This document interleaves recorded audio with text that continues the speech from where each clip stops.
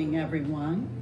Just popping in to say that I hope you'll stay tuned a little later in the service for an important message about our stewardship drive. Thank you.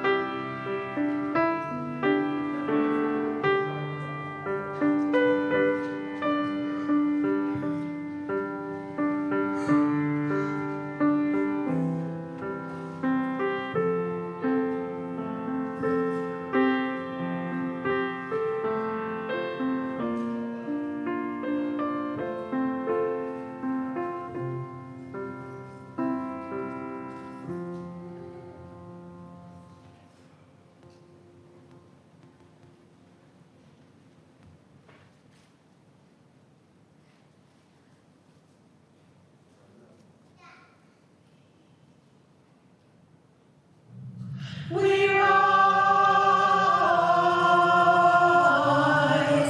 humbly hearted rise, won't be divided rise, with spirit to guide us rise,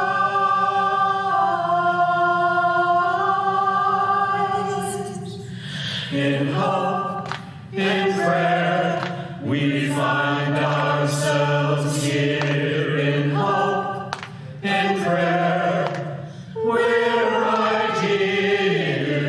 In hope, in prayer, we find ourselves here. In hope, in prayer, we're right here, and we rise. All the children rise.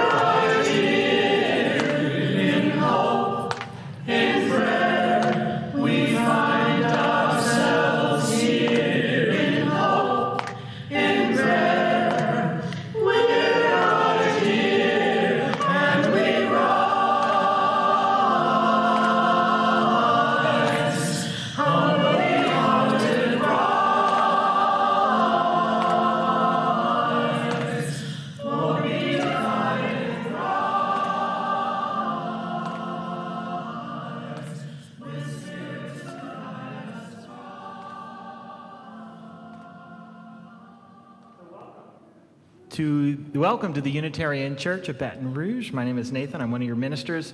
Let me get some announcements out of the way, and then let's talk about some pandemic stuff. Also, I have a promise to you, we will not say the word, other than right now, pandemic more than 5 times in this service. So keep a count, and if we get over 5, no, these 2 don't count. After this. So, the announcements. This upcoming Saturday, we're going to have a homecoming picnic outside, masked, all of that stuff, but bring your games. Just come be together as a congregation. So that's this upcoming Saturday. On the 23rd, we're going to have an outside Halloween party from 5:30 to 7. So pay attention for that as well. So here are the things. The worship staff, who is all vaccinated, will remove masks when we lead worship because it's easier to hear, and especially for the online people, to read lips. So that's the first. Second is we are currently streaming this service. So at certain points, like when we do the stones, you are not on camera now, but if you come up to the stones, you will be. Also, we are still asking you not to remove your masks, not to sing, which is a very awkward thing to do. But our cases are still pretty high, and as they lower, we'll start adding in more and more stuff. Also, after the service, give the worship staff a chance to sort of dart out the door and then follow and do all of the sort of talking to each other and playing with each other after the service outside. And we're going to start having events between the services, things for you to do. So after this service, we're going to have, you saw the tent set up, we're going to have ways to make chalices. We have a house we're building for Halloween. You can decorate that. Just some, one of the therapists in the church called it parallel play. She said she needed. So that's what we're going to be doing. And the other part is, and we had this kind of issue at both services, and we're going to have to talk about this a lot. None of us know how to be together. We have not been together for 2 years. So I actually want to sort of name something that is, maybe I'm thinking of my own children, maybe I'm not. But if you had a 5-year-old who turned 5 today, they have not worshiped with us in worship since they were 3 years old. They've probably not been to a grocery store or to a restaurant. The ways that we know to engage with each other are not the same as they were in the before times. So if there's ever been a time for this church to come together and really support each other and help teach all of us how to worship again, this is the time to do it. That's for adults as well, by the way. So the other thing is, also, if you're a visitor, we're glad that you're with us. I don't know, there's so much. I'm so excited to just have you in this space and to have you worshiping with us online. There's a hymn we have not been able to do since the shutdown because of copyright stuff. Lee worked some magic, and now we have copyright permission. So I invite you to, if you're at home, to sing along. If you're here, just hum as loudly without aerosoling as you can to this, right where you're seated, this opening hymn.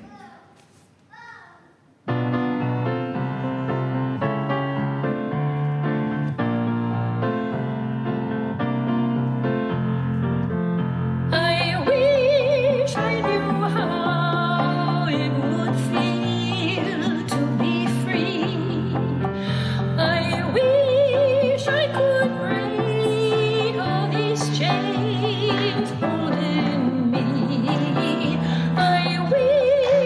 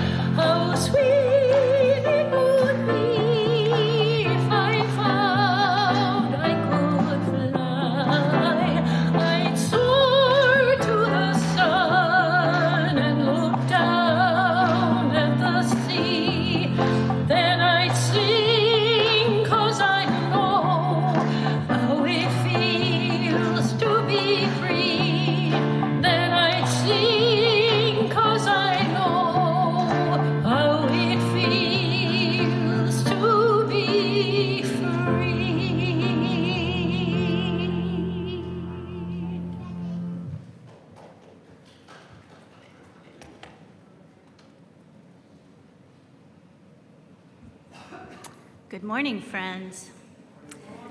Today's lesson is about how to pledge.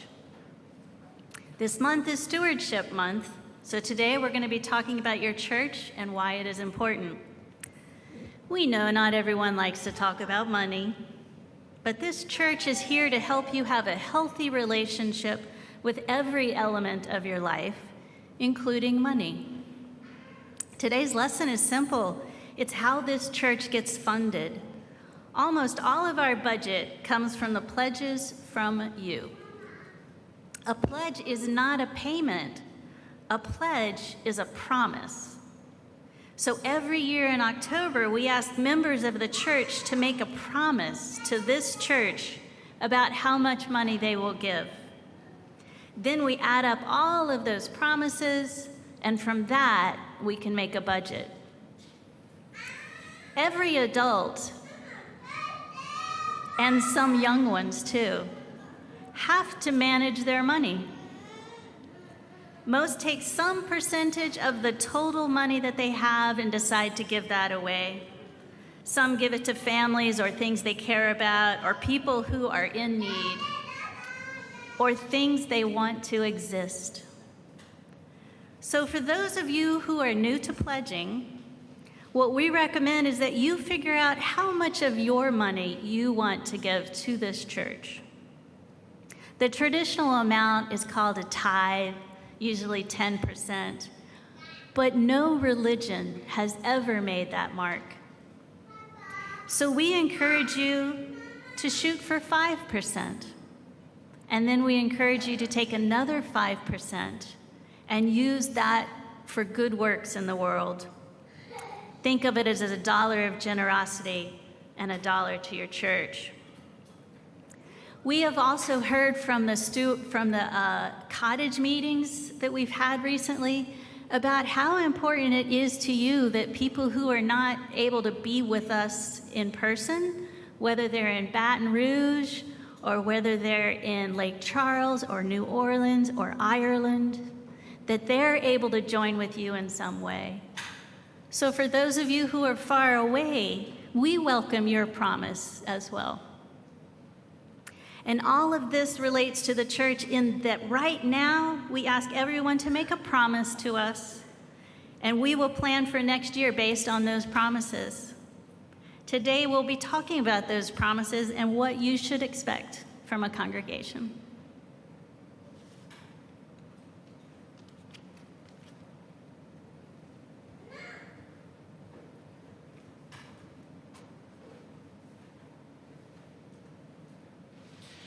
Well, we share with one another in so many ways as we worship together.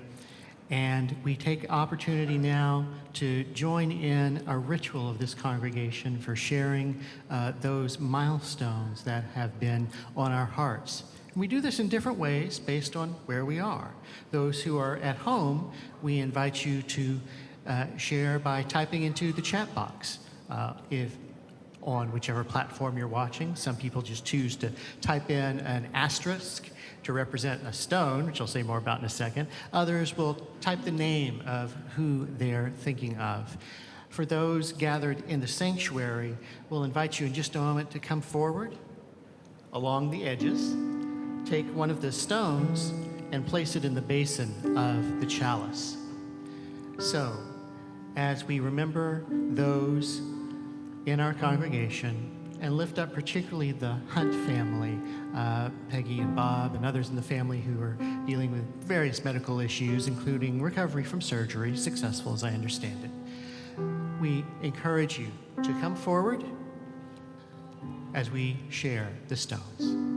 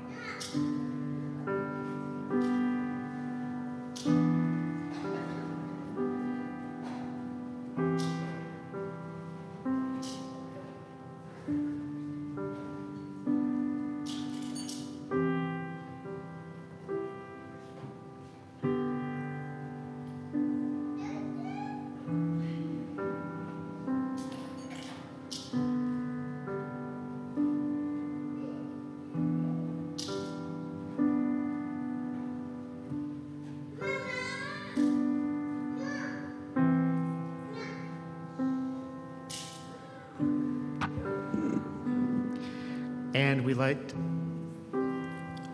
the flame in our chalice, the symbol of our freely covenanted Unitarian Universalist faith, saying together, with hope to make this a better world, we light this flame. Its light is a symbol of the power of love.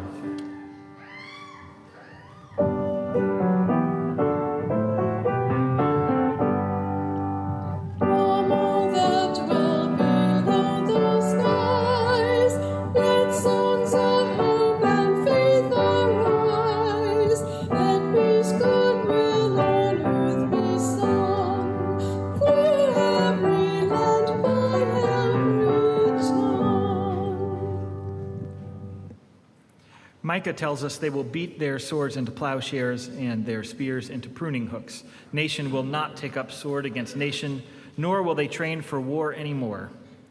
Everyone will sit under their own vine and under their own fig tree, and no one will make them afraid. So today launches Stewardship Month, as Leslie pointed out. Now, before you all just totally zone out on this one, this is really more about this church and how it enables us to be empowering out in the world. And we call the service We Rise. With the whole month, we're going to have that song We Rise, which is by a queer Jewish activist named Batya Levine. And they go all over to synagogues all over the country with this idea that music is liberation. So we're going to use that piece to talk about this idea of We Rise. So let me start out the worst way possible by telling you how worried I am about the upcoming stewardship drive. I was more worried last year, but the fact that you all showed up so well last year makes me even more worried this year. What I mean by that is I have no idea if this is a congregation of the 50 here or the 800 in the parish that we could have counted on in the before times. A bad stewardship drive tells us that you are disengaged, not feeling a connection to your church, maybe going elsewhere for your spiritual needs. And I thought last year you would not show up for the stewardship drive, but you did. We had the best response in almost 5 years that we had last year. And so now this year, now that the pandemic has not gone as quickly or as well as I expected, now I'm doubling down on my worry that you all are disengaged. So I'm just going to lay that out there first. Ever since this pandemic started, we've been trying to figure out every way possible to hold you together as a congregation. The whole staff, the leaders, there have been members reaching out to each other. Right after the shutdown happened, we had split. I'm going to go way over that stupid 5, aren't I? All right, well, it was an idea. We had leaders contact every single person in the church to make sure they were okay. The congregational care team continues to send letters despite the fact that we don't have a way for everyone to, despite the fact that we don't have a way for everyone to sign cards. The choir continues to record themselves singing to get you that music you heard. The worship guilds continues to record readings so that you have access to worship. The sound booth volunteers have put in countless hours to make sure you can hear and see these services. Volunteers have been picking up Church Come Home packets and driving them all over the cities so that children and youth in your church have a connection to Unitarian Universalism. Your board continues to meet, so does the finance committee, governance, personnel, branches, so much more. And they are meeting so that nation will not take up sword against nation. And by that I mean they are doing all of this work so that this church, this place that has been founded so that we can have a more loving, more just, more reasonable, integrated world can continue to be the life-changing institution so many of us rely on. So I'd like for you to keep 2 images in your head throughout this service. I'll share one of them with you now and one later. The first is something I saw last week, and I don't remember which service, which is great, so now I can't call the person out. And it's not actually about the behavior, it's more about the metaphor of what it represents. So I know it's been like a long time since we've been doing the offering regularly, passing the bursar from person to person. So last week during the offering, I saw a woman with cash in her hand ready to put it in the bursar, and she waited as it went row to row until it got to her. When it got to the row her row, but on the other side, the person who was ready to receive the bursar, politely sort of nodded and, put their head down and shook their head no. And the usher went on to the next row, which is perfectly fine. The offering is not a payment for services rendered. It's not a calculated assessment of how much you owe this institution. Instead, it is an act of faith. It is us saying that if everyone gives what they can, then we will have the budget for all of the ministries that this church needs. The more you give, the more we can do. Anyway, he kind of looked down. It's not uncommon, because also there's a layer of guilt and shame we stick on money in this culture. There's this idea that you have to pay, and if you're not paying, then somehow you're doing something wrong. Maybe he didn't have any cash. Maybe he was nervous about giving to a church. We have a lot of people who have trusted religious institutions who've been hurt by them. Maybe he pays in some other way and he'd already given, but we don't know. And then after his polite decline, the usher took the bursar onto the next row. And the usher on the other side, kept focusing on her side.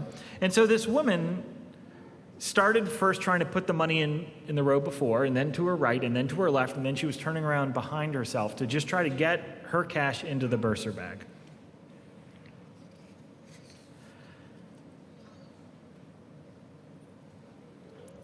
She was trying everything she could to try to give her gift to the church before it was too late, but the systems in place did not allow it. So we'll explore this a little later. I just wanted you to have that image. Just for now, picture this woman looking to be generous, looking to beat her sword into a plowshare. And what in this world is keeping you from being able to do that? Right where you're seated, I guess, we'll do this next hymn again.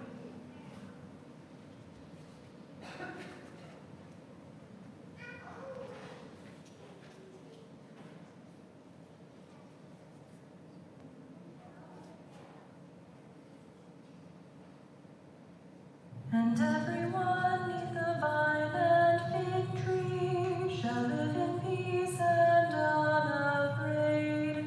And everyone neath the vine and fig tree shall live in peace and unafraid. And into plowshares turn their swords, nations shall learn war no more. And into plowshares turn their swords, nations shall learn war no more. And everyone neath the vine and fig tree shall live in peace and unafraid. And everyone neath the vine and fig tree shall live in peace and unafraid. And everyone neath the vine and fig tree shall live in peace and unafraid. And everyone neath the vine and fig tree shall live in peace and unafraid.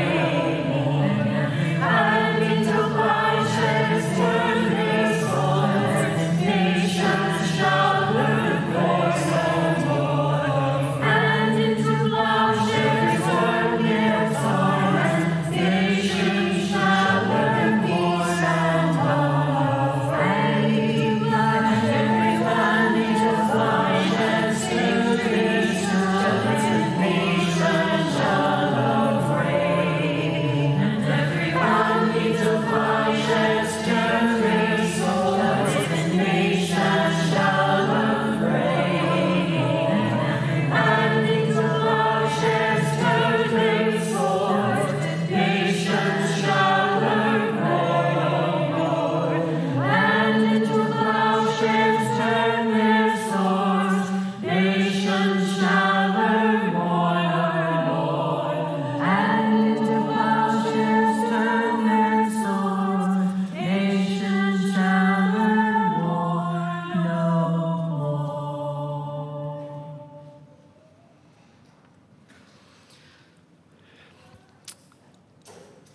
There is something both surreal and joyful about my history with this congregation and having served here for my own ministry internship. All right, it was 19 and a half years ago. I can't quite say 20 yet. I don't have to quite say 20 yet. And to think about how the times have changed since then.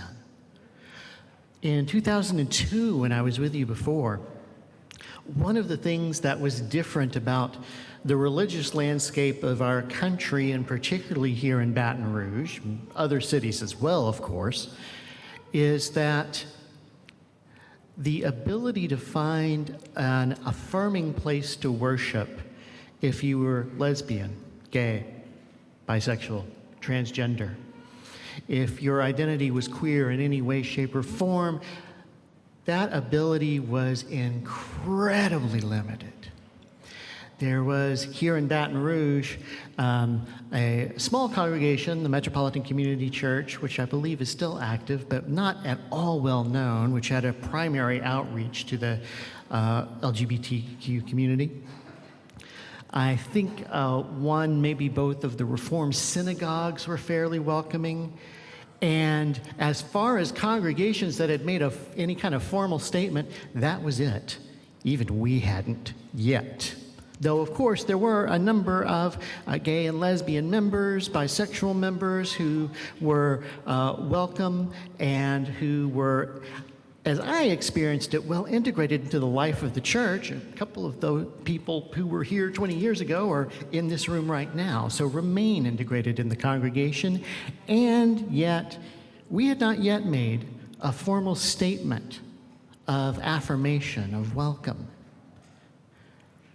And when I arrived as your intern, having been engaged in my home congregation previously in their work about becoming recognized as a welcoming congregation, I saw there was a chance for us to do likewise in a congregation that clearly was ready.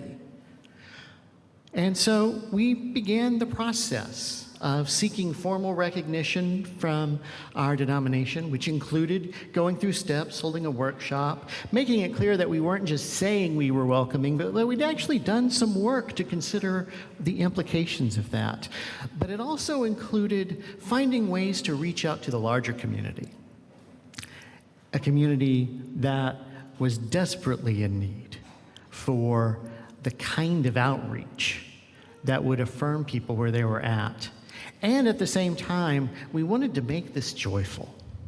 And so what we wound up doing as an outreach project was we sponsored and held a dance right across the breezeway in the fellowship hall on one Friday night in May, I believe it was. We billed it in I can now admit it was a fairly corny way. And I could say it was corny because it was my idea to refer to it as an intergenerational dance. Yeah, it was corny. And at the same time, it succeeded in the sense that we brought in some people from the congregation as well, but also a small number of people, not a lot, but a few people who were not part of or only tangentially part of this congregation at the time. Some of our outreach of putting flyers up at various places around town actually worked and got some attention, enough that we had a small but pretty joyful dance celebration that evening. And it was an opportunity for us to lift up what was best about our church and be public about it.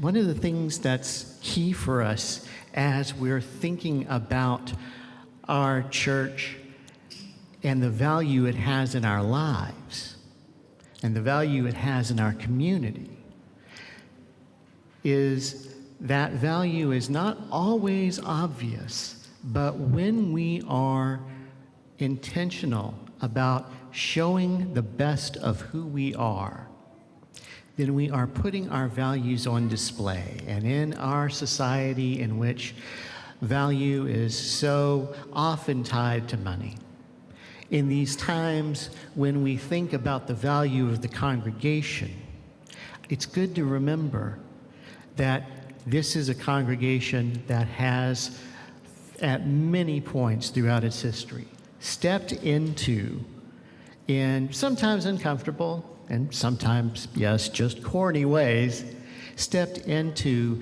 making its values known in the community, making its affirmation of all people. That is a proud part of our Universalist heritage, known to all people. And it's part of what I'm celebrating and looking forward to celebrating with us, especially this month, as we offer our stewardship and generosity to the life of this church.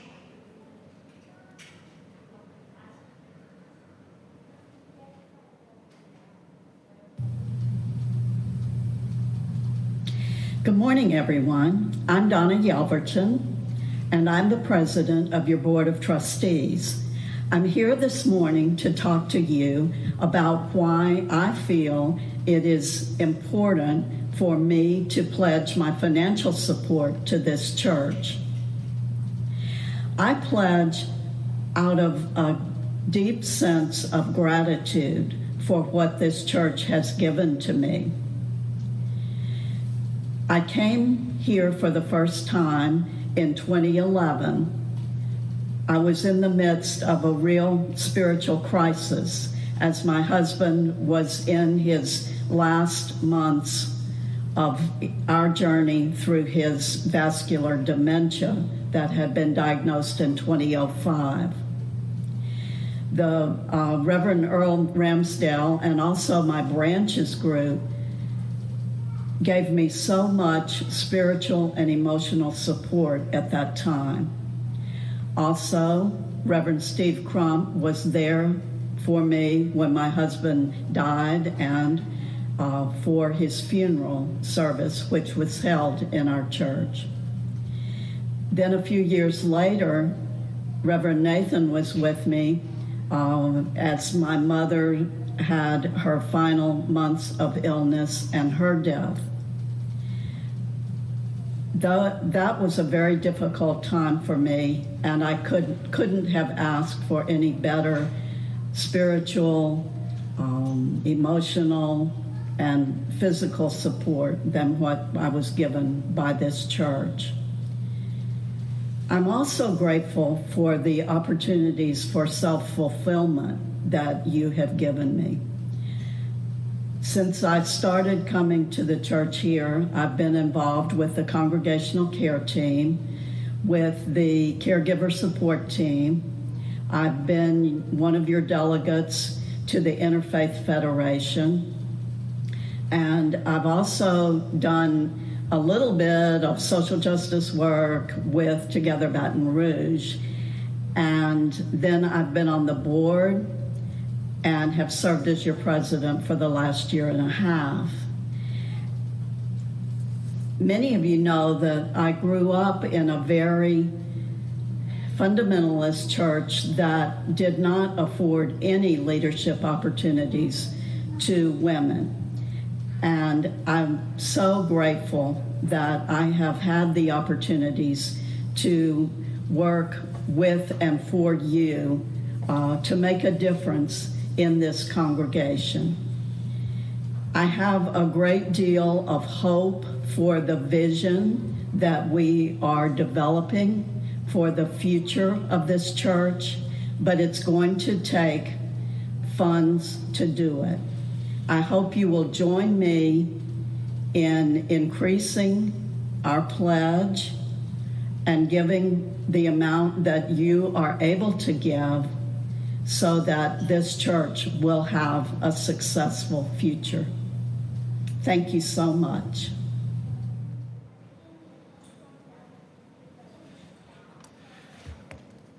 All right, so we're going to start this part with the place I do not want to start, but you need to know it. To put it very simply, no one on your staff nor any leader in your church will ever ask you for a gift card. There's a few chuckles, which means those of you got far enough in that scam to have heard that far. To fill you in, there is a person, I don't know, I need a name of the person. Johnny, I guess. Johnny loves digging around on our church's website and making up fake email addresses to pretend to be me or Eric. You have not been gotten yet, but you'll probably get gotten soon. And then emailing all of you saying, I have an important meeting I'm going into, but please contact me soon.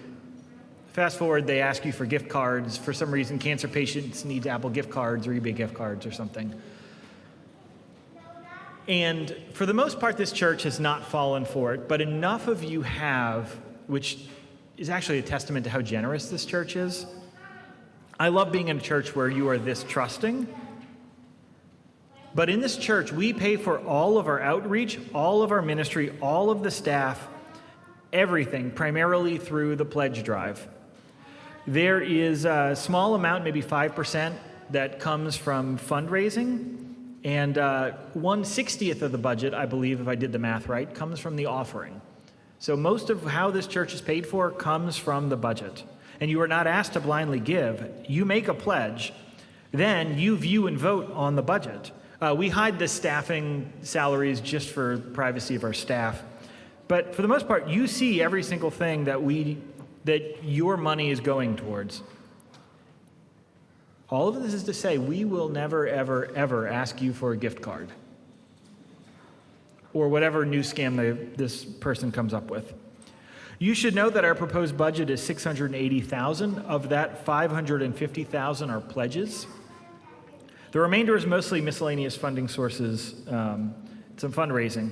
Now, the $550,000 is ambitious. It is a $50,000 increase from last year, without a substantial increase in membership. In fact, we've gotten some pandemic members, but not as many as we've lost either through people moving away or through death. And the average veteran member takes about 5 new members pledge to cover them. The reason for that is a newer member will test out pledging, and they will make something that a pledge that they think is affordable, and over time, usually that pledge increases. So last year we got $500,000 from all of you, which was the best pledge outcome in years. The problem is we had a capital drive that had a staffing grant in it. And the way you do it is you do a capital drive and then you expect the church to grow, and every year you kind of drop down the giving. So the first year the staff is supplemented at like $150,000, then $100,000, then $50,000, like that. And you expect both the congregation's giving and the membership growth to increase to sort of match it. Well, we had 2 problems. The first is our senior minister retired, and we've been in transition since 2018. And churches don't tend to grow during a transition. And the second is we had a pandemic. And I don't know what the hell that does to anything. But both of those have meant if we want to meet last year's goal, we have to have a 10% increase from those who pledged. Or we could get from the 100 families who did not pledge last year, a pledge of record from them. If, however, everyone was able to, so I put together 3 budgets because apparently I overdo it, but I wanted to see what could we, if we had the church we wanted, what could we do? And if everyone increased by 20%, we would have a budget of $600,000. I promise we're going to get back to the spiritual stuff in a minute, although this is spiritual. If we got to $600,000 in pledges, we could get all of our staff up to fair compensation and pay for 100% of their family's health care premiums. We would be able to up our giving to Together Baton Rouge. They've asked for us to make a promise. They didn't ask for a number, but essentially they're asking for double what we gave last year. And there's even a plan for 100 members to go through dialogue on race. So those are some of the things we could do if we got sort of everything we could have dreamed of. And this is an awkward ask, I know, because of where things are. So just stick with me on this. How many of you got the pledge packets already? So originally when I had visualized it, I thought I would give you 2 different letters. One was like the optimism letter, and one was the fire and brimstone letter. So the fire and brimstone letter is essentially UU churches all over the country are cutting their ministers. They are canceling worship and sending people to other churches, Zoom or YouTube, to watch. I've heard some estimations that some of the Protestant denominations are expecting their membership to be cut in half. Many churches are deciding to just cut down tremendously. And I had been mentally preparing for that to be us, although I didn't tell you that. And as of these first 20 months or so of this, that has not been us. People have asked me if we can afford the budget, and the honest answer is I have no idea. Last year I expected us to have a huge budget shortfall, and you increased your giving by almost $30,000. So I have absolutely no way to know how engaged you are with the church right now, but this pledge drive is going to tell us. So this is not just about those of you watching online and in the room. This is about every single member of this church. This pledge drive will tell us how we are doing, and I do not expect my fears to come to fruition, although they live rent-free in my brain way too often. This church is a bright spot in our denomination. When I called the association to ask about our prospects of getting a second minister, the person I talked to was so thrilled to talk to us, and he just talked about how this is kind of the highlight of his day, to hear how we're doing in a search. So this church is looking to increase its ministerial load, is looking to increase its staffing benefits, and increase its offerings out into the world. At a time when religions are constricting, we are looking at growing, and that is exciting. So all of this could happen if we rise this year.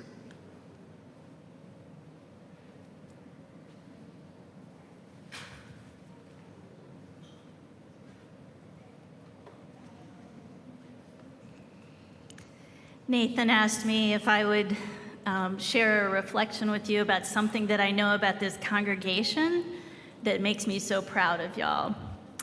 And I had so many to choose from. I've only been here a year, and I could talk about the naming of the enslaved people from this land, the Stones project that happened out there, the fact that you welcomed an intern minister into your family.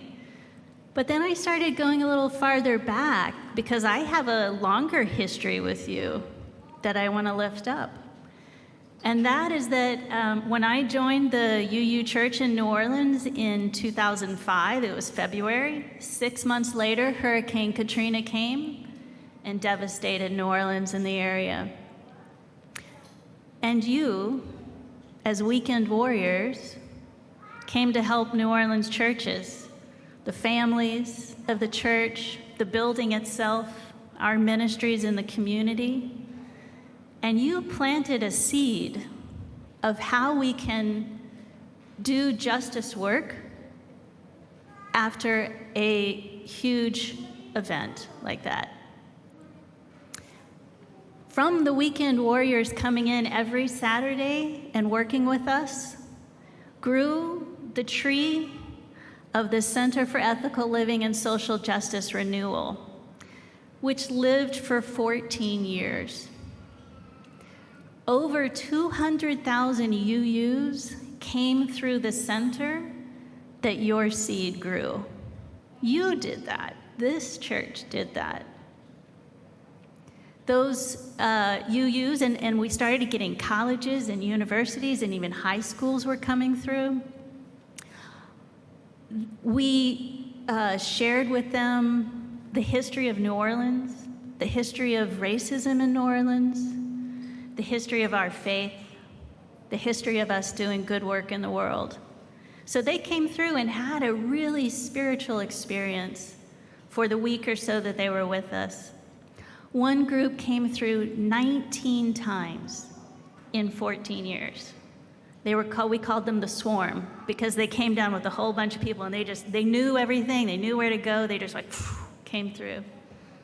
But y'all started that. And not only that, but because I started working with the Center for Ethical Living and Social Justice Renewal, it's kind of how I started my ministry, because I started learning about racism and anti-oppression work in a way I had never learned before. And here I am back again. So deep gratitude for the work that you have done in the world, that this congregation has done. You have and will do amazing, beautiful things. Blessings.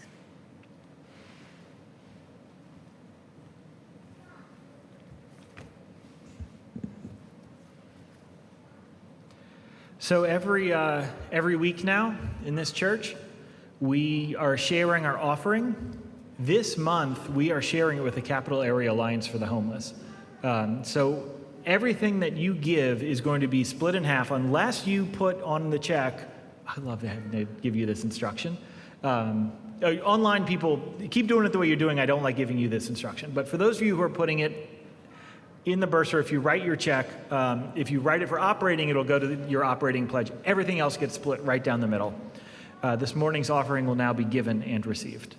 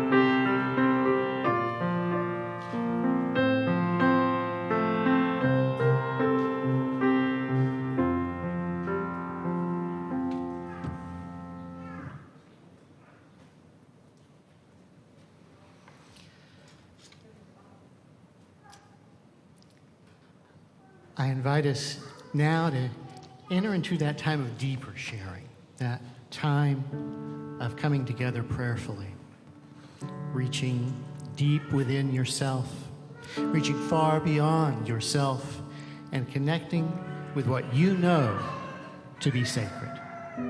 Let us pray. Spirit of life and of love, God known by so many names and mystery beyond all of our naming, we are together. Be we in the building or online, we come together in this beautiful religious community on this beautiful day. And we lift up so much that we collectively value: our generosity, our gratitude, our affirmation of every person, the value of doing good works in accordance with those values. And sometimes it's hard to live up to those values. Sometimes it is so much easier to be closed, to be quiet, to let opportunities for justice and love pass us by. Help us be strengthened.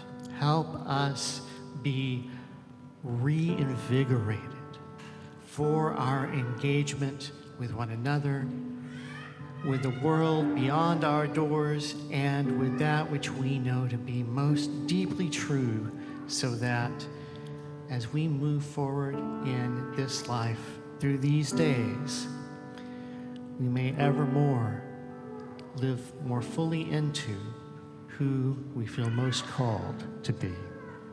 So may it be for us all. Amen.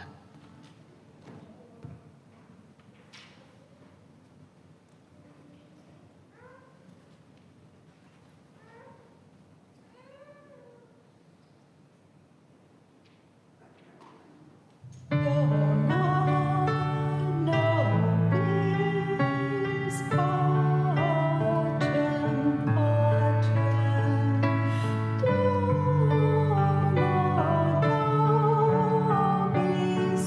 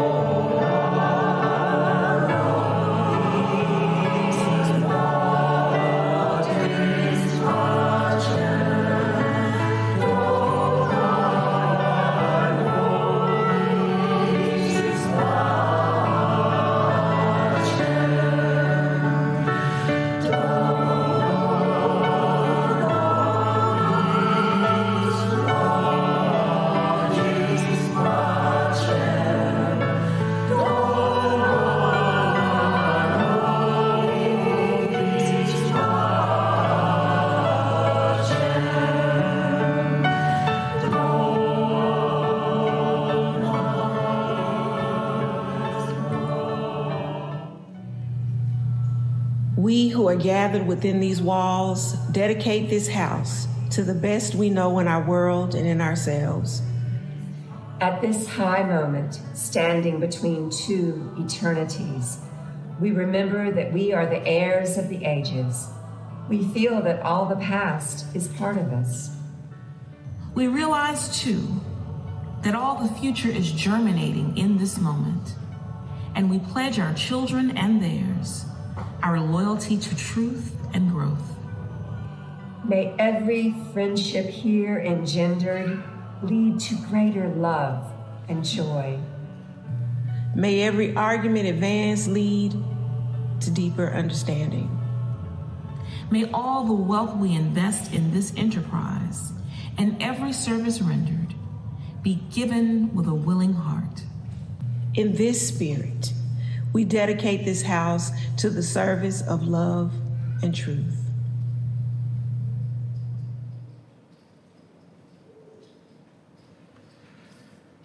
That reading was from our archives. It's when we dedicated not this building, not that building, but the building that got torn down for Interstate 110. So every time you're driving over 110, think of that prayer. Now the second image so remember the first image was a woman just trying desperately to put her money in the bursar and us not having a system for her to do it.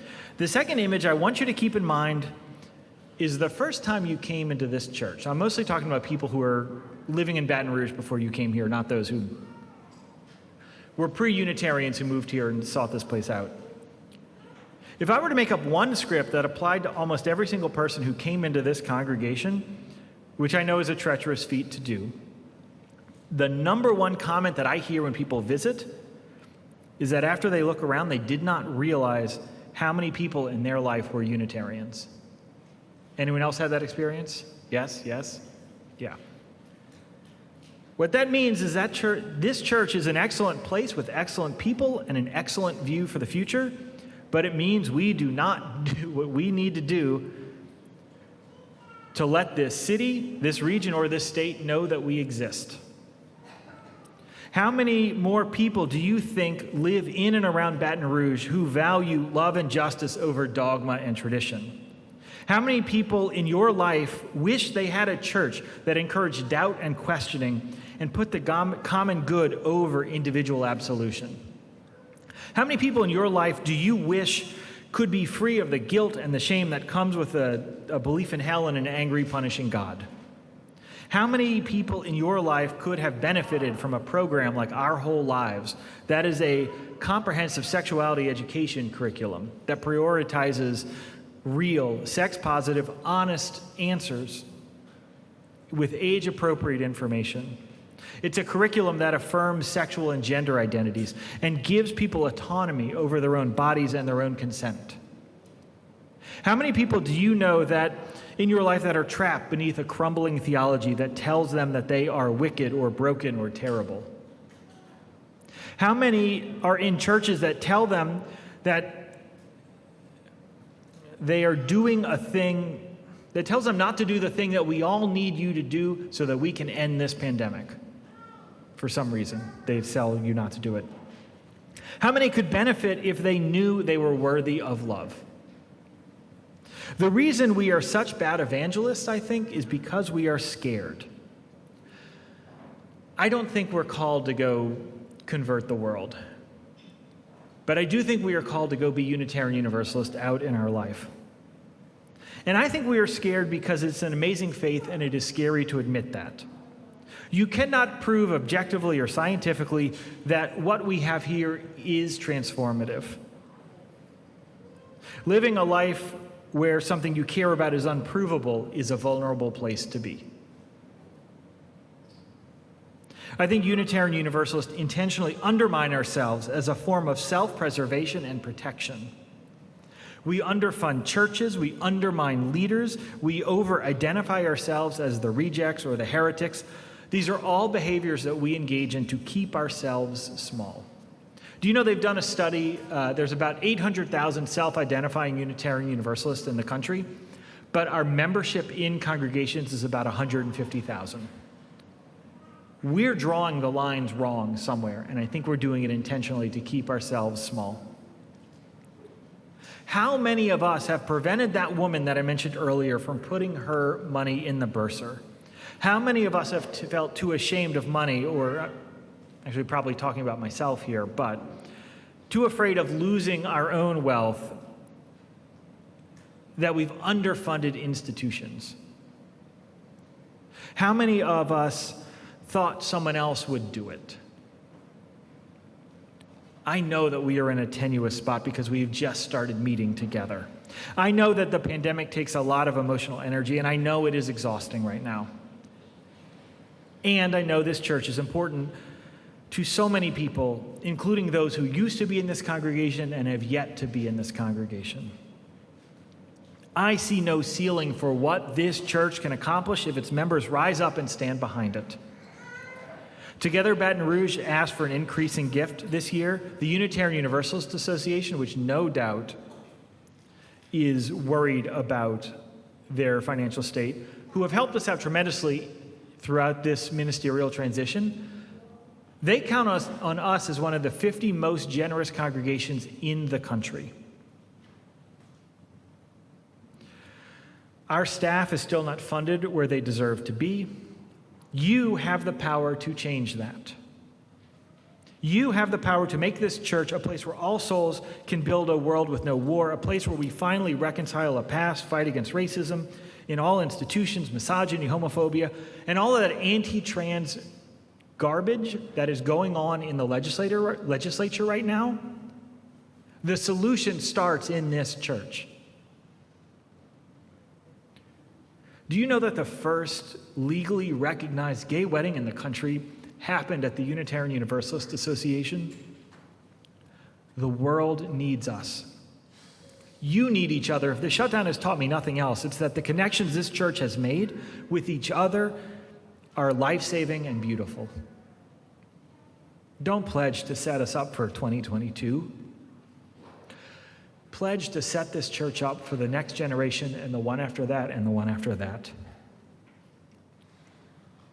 Let's make a commitment to this church so that we can come out of this chapter stronger than we ever thought possible. Amen. Stay right where you're seated for this other hymn you're not going to sing along with. We rise,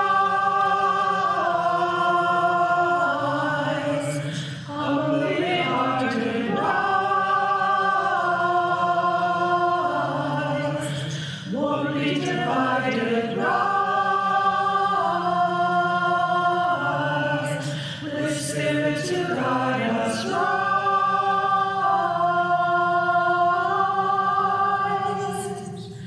In hope, in prayer, we find ourselves here. In hope, in prayer. There is only one reason for joining a UU church. That is to support it. You want to support a UU church because it has a free pulpit, because you can hear ideas expressed there which would cost any other minister their job. You want to support it because it is a place where children can come without being saddled with guilt, where they can learn that religion is for joy, comfort, for gratitude and love. You want to support it because it is a place where walls between people are torn down rather than built up.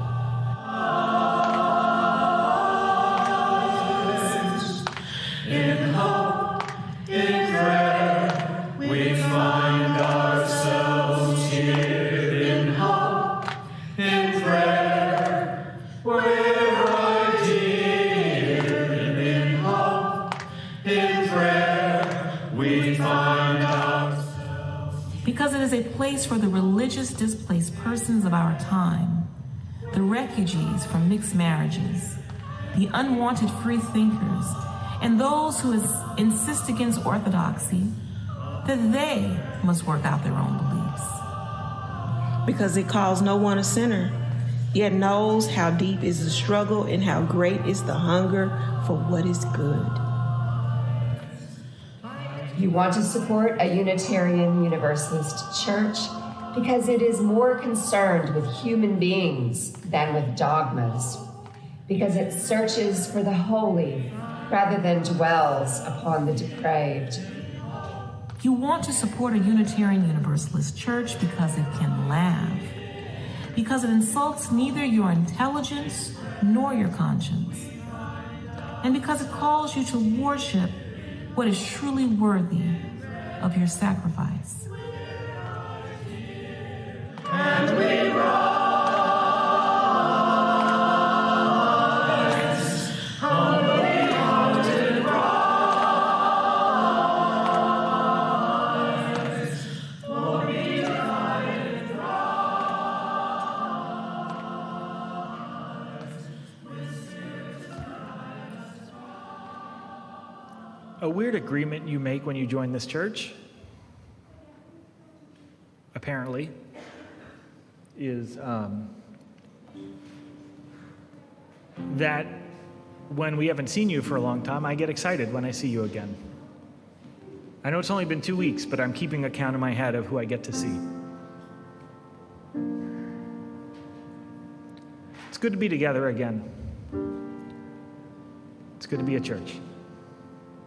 Amen.